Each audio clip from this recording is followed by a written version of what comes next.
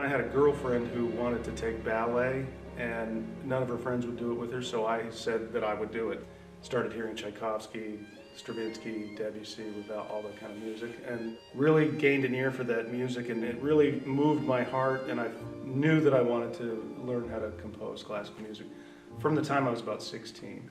Later in my career, I had a lot of tragedies in my life, and it was a very dark period for me, and I decided at that point that I would go find a composition teacher. I spent 4 years with him, and then I studied at Blair with Michael Keurig, and he introduced me to Richard Danielpour, and I knew I wanted to write for Christopher Wheeldon, although I had only met him a long time ago at New York City Ballet, and I sent him 3 pieces of music.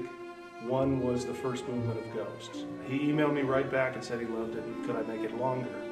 I had named the piece Ghosts because I was drawing upon music from the past and trying to add some of my personal music from, quote, the future into this piece. And I wanted to acknowledge the influences that had influenced me in the piece.